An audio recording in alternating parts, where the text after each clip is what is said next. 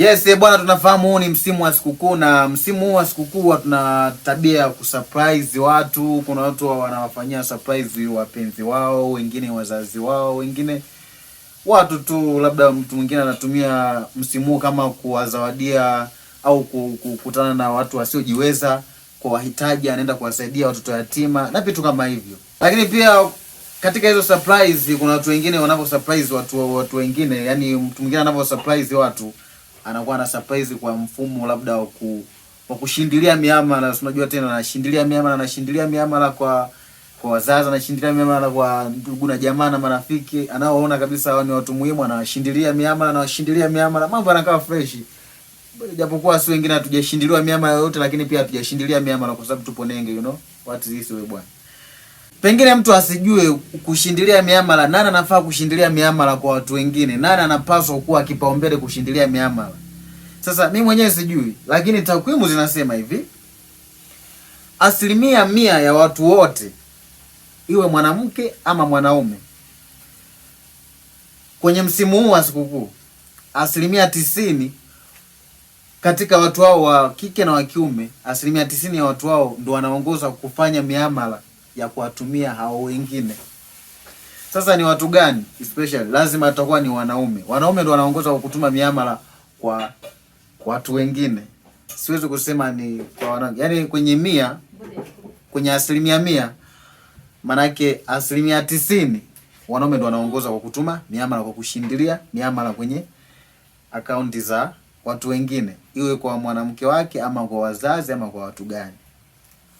Lakini katika hiyo miamala ambao wanaume wao wanaishindilia huko sehemu tofauti, hasa hiyo miamala, takwimu zinaonyesha miamala hiyo huwa inaenda kwa sana huwa inaenda kwa wanawake, sio kwa wazazi, sio kwa watu wanaohitaji, wenye uhitaji. Sana hiyo miamala huwa inaenda kwa wanawake. Na kwa nini huwa inaenda kwa wanawake? Sijui, kwa sababu ya hivyo. Unajua mapenzi na upendo vimekaa kuna sehemu kama vinafanana, lakini kama vinatofautiana. Wanaume wengi wanaendeshwa na mapenzi, kwa hiyo ni rahisi sana kushindilia miamala kwa wapenzi wao, sio kwa wazazi wao, kwa nia ya kuwapenda wazazi wao washindilie miamala, lakini hawashindilii miamala. Sasa katika hiyo miamala ambao wanaume wanatuma kwa wapenzi wao au kwa vimada wao au kwa wachumba zao bwana, mara nyingi sana kwenye sikukuu watu wanapanga appointment za kukutana, labda kimwili na kadhalika. Siwezi kuzungumzia sana kwa sababu mimi sina experience nayo mambo, lakini takwimu zinaonyesha lazima mwanaume afanye muamala ili wakutane na mtu sana, kwa sababu sikukuu zinatumika, kwa sababu sikukuu hizi zinakuaga na likizo. Watu wengi kwenye ile likizo wanatumia kama fursa. Sasa fursa ndio ipo ndani ya sikukuu.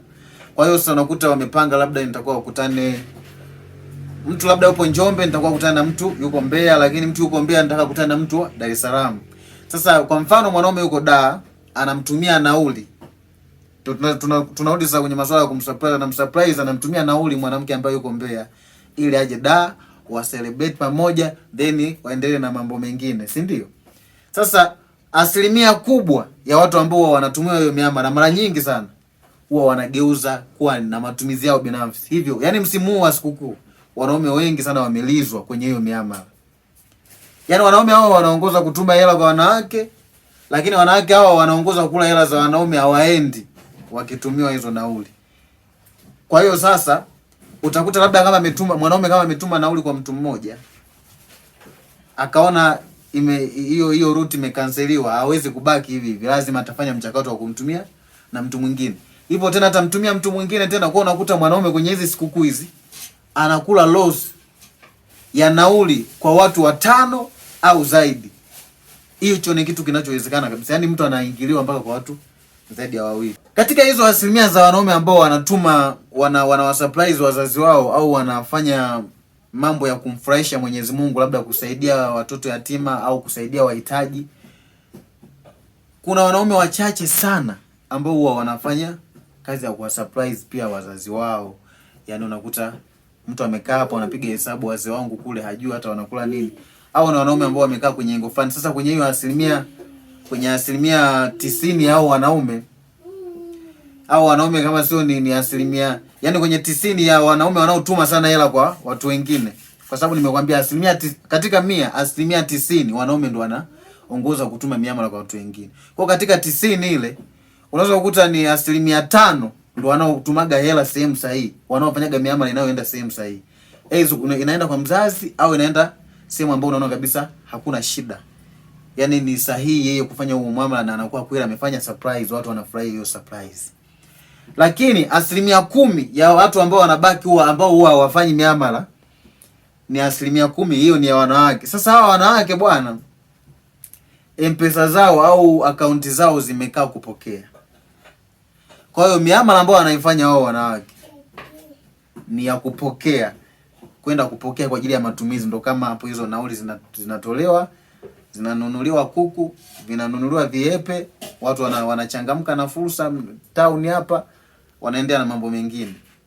Katika 10 hiyo, asilimia 3, tena asilimia 3 ni nyingi, asilimia 0.5 ndio wao wanatuma au huwa wanafanya miamala labda kuwa surprise pia wapenzi wao. Sasa hao inategemeana una date na mtu wa design gani.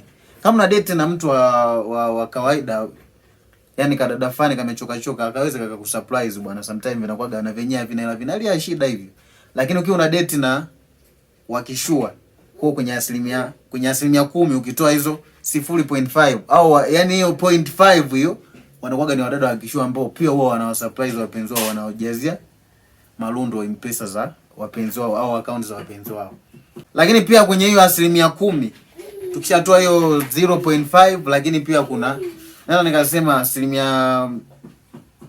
2 au 3 wanawake wanapenda sana wa surprise wazazi wao. Yaani ukipata watoto wa kike ndio wanakumbuka sana wazazi tofauti na wa kiume.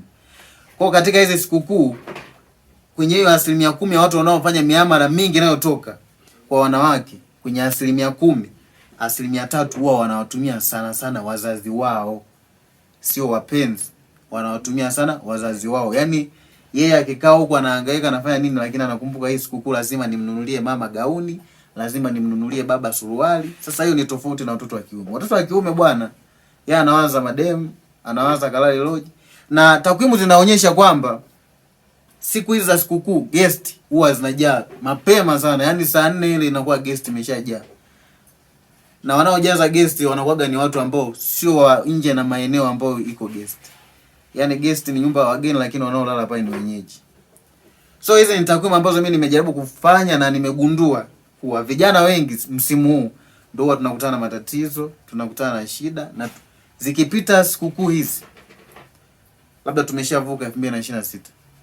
Hapo tunaanza sasa, kwa sababu pale unakuwa huko empty source. Yaani mifuko haiwezi hata kushikilia kajiwe, kwa sababu unakuwa upo nengelos. Kitaalamu tunaita hivyo. Unakuwa uko nenge, huna chochote kutokana na sikukuu, kwa sababu sikukuu hizi zinakuwa na matumizi mengi sana. So hizi ni takwimu zangu na nimezifanya kwa uchunguzi wa kina sana. Hivyo nimegundua vijana wengi tunapoteza sana pesa nyingi sana kwenye hizi sikukuu. Na especially tunapoteza sio kwa kula bata, tunapoteza kwa ajili ya kutengeneza mazingira fani ya starehe na wanawake. So mimi naitwa Mr. Ekafaiz na hii ni Ekafaiz TV. Bye bye.